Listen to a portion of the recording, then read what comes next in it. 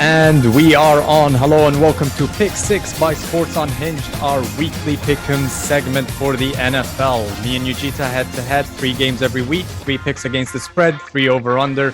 We get 1 point for every correct pick and double the points if we beat our expert, Coach Bartlett. Last week, Coach, consistent, 4 out of 6 again.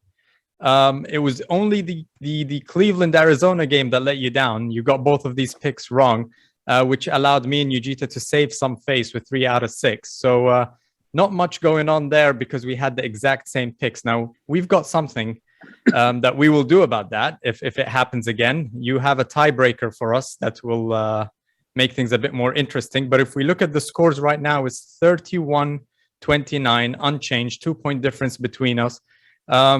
And we let you, Coach, pick the games for us this week, and you've made it very difficult. Yep. So let's get started. Game number 1.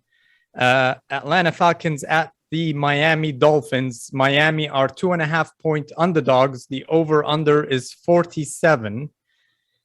We talked about Miami briefly in the Thursday podcast. I mean, terrible game in London with Jacksonville coming off one of the worst kind of stints for a coach in the span of 2 minutes, like we said. To add to that, there's been rumors flying around that Deshaun Watson is considered to be going there on a 3-team deal that sees Tua going to Washington. So cut the story short, Atlanta are coming off a bye week. I don't see this being a good week for Miami. There's too many distractions on and off the field. I go with Atlanta 35, Miami 21. So that's Atlanta to cover the spread and the over. Yujita, what do you have? Yeah, so this pick is not changing anything. So, Miami, this is not the tiebreaker. Right. Like you said, Miami coming off London, no bye week. And, to be honest, Atlanta is on a kind of an upward tick at the moment. Yeah, they got some good stuff going. Kyle Pitts, Cordell Patterson. So, I'm going to, go with you on Atlanta. 28-24, Atlanta taking it. So you're going the over as well. All right. We're holding hands on this one as well. Coach. Yeah. Well, I agree that Atlanta's probably going to cover for all the reasons that you said. They're coming off a bye week with Miami coming off a London game without the bye week and everything that's going on in their heads and in their building. But I like the under in this game. Atlanta's shown the ability to have some nice ball control. I think that's where Pitts came in on some of the ball control type things that they did in their London game. So I see this game going under. Okay. So we've got the under. Right. More points for us. Yeah, more points for us. All right, let's move on to game number 2. The Kansas City Chiefs at the Tennessee Titans. Now, we went into a bit of a deep dive on this one on Thursday. We covered it quite extensively. Tennessee are 4-point underdogs, and the over-under is a whopping 57.5. Yujita, what do you have on this one? Hey, guys, I'm not wavering from my assessment on Thursday. And you know what? Despite professing my undying platonic love to Coach a couple of weeks ago, he kind of disagreed with me, okay, on the KC assessment. And he's probably right, given all these years here on Mother Earth. So, but I liked what I saw, okay, with KC. They had 32nd ranked defense, but they put up some stuff that looked like a 15th ranked defense. And Derrick Henry's going to run for 30 carries, run 50 yards. But is that enough for what Mahomes is going to do to their secondary? So I see Tennessee having to always play catch up, and can Tannehill make those passes other than Henry, make those passes that keeps them in the game? And I really don't think so. And I think KC is moving on from the bad season start. Okay. So I got KC in this to cover at, and I like the over in this as well. So 37-31. Yeah. Okay. I was hoping you would go that way in this game because I completely disagree with you. Thank God. We completely disagree. Because Tennessee can't stop the run. And what's Tennessee going to do? They're going to keep running Henry through them. They just simply cannot stop that run, which means a lot of time will be taken off the clock. And Tennessee will keep going and they will actually score this. I actually like the under for this game. because of that, because there's a lot of time. I think the game management by the coaches and the play calling are going to be a big factor in this. And I have Tennessee winning outright, although they're the underdogs. I can't imagine why they could be at home and be 4-point underdogs against a KC team that has so many problems that we've gone over and over again. I'm going with Tennessee 28, KC 21, Tennessee to win outright and the under. Coach. I've converted Muhammad to my side of the world and thinking Tennessee's going to win this thing. Converted Muhammad. Hey, listen, there. I did a deep dive in the last couple of. All right. I did a deep dive. I'm just repeating stuff. That's what I do. And I wish you'd stop. I think some of the reasons that Kansas City's favored, as we see it, Mahomes has 5 passes over 40 yards for the year. I think that's third, where Tennessee has given up 6 of those over 40, which is last, right? A surprising stat that I don't know why it jumped out at me, but Mahomes is leading the NFL in touchdown passes. Oh, I did not know that. However, the stat that's going to make me side with Tennessee in the under, Kansas City is 4-13 in their last 17 games against the spread. So with that, I'll take Tennessee +4 and under the 57.5. Now, Coach, before we move on to game number 3, why are they such big underdogs in this game with +4? Is it because AJ Brown got food poisoning from Chipotle and might not play? I think it's about the defense. I think that they're firm believers in Mahomes as well. Okay. The bookies like it. Interesting. All right. And they might have Chris Jones back, and he'll move into defensive tackle if he's back. Might stop Henry by 10 yards. Who knows?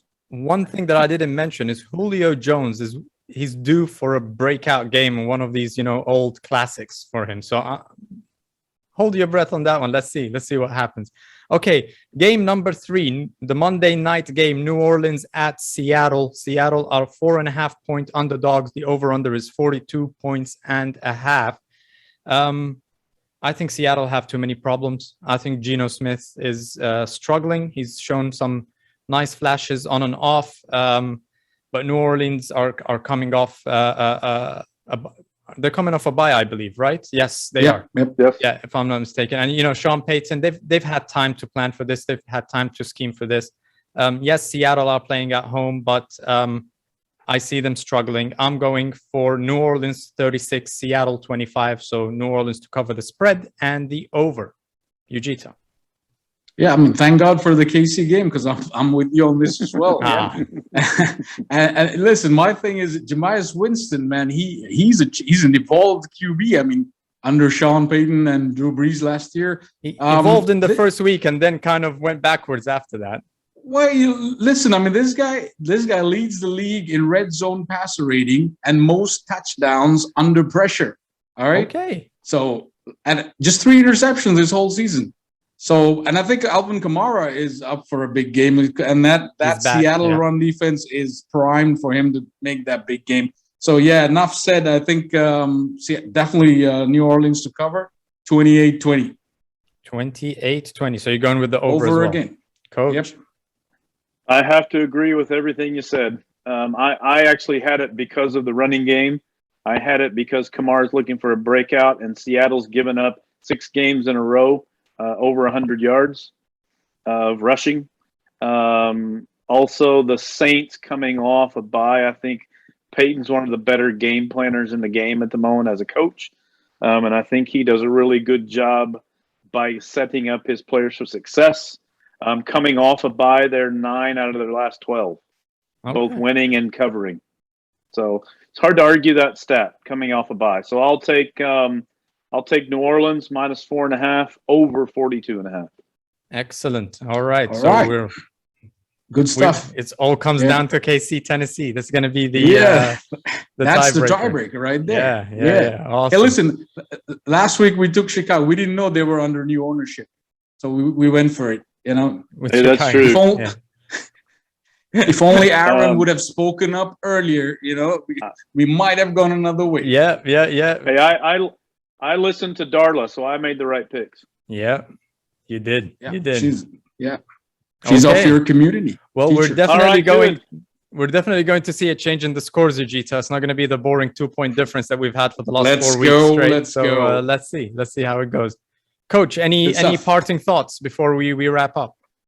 So your tie break was going to be Baltimore and Cincinnati, and my comment on that is Baltimore is 3-0 in their last 3 versus Cincinnati by a score of 114-19. Wow. I have them 27-19 if you call them up. Wow. If we brought that game up, I was going to pick Cincinnati. I think they're going to shock All right, everyone. I'm Baltimore 27-19. I had it written down. Okay. All right. So my trivia for you is, who has thrown the longest Hail Mary for a touchdown pass in NFL history? The longest one. Roger Russell Staubach Wilson. threw the first one. Who threw the longest? Russell Wilson. Aaron Ahmed? Rodgers. Aaron Rodgers it is, Yeah. to a tight end in 2018. I remember that. It's just Aaron Rodgers every year. He has to throw one of these and right at the end of the game and win it. Yeah. Yes, it was. So Was it against Detroit? by nicely any done, chance? gentlemen. It was against Detroit. Yeah, I remember that So one. I was at the not airport. Chicago. I was at an airport. I actually remember. I was in an airport and I saw the highlights on my phone. As it turned out, they threw one just before. It was incomplete, but there was a face mask penalty, and it moved him up 15 yards, and he completed the next one for a touchdown. Wow. Thank you very much. Have a nice day. Awesome. Thank you. With that thought, we'll wrap it up. Bad face mask penalty there. The new owner of the Chicago Bears. This has been Pick Six You heard by it here Sports first. Unhinged. All right. Thanks, man. I will see you guys next week. See ya. See you soon. Bye-bye. Thanks.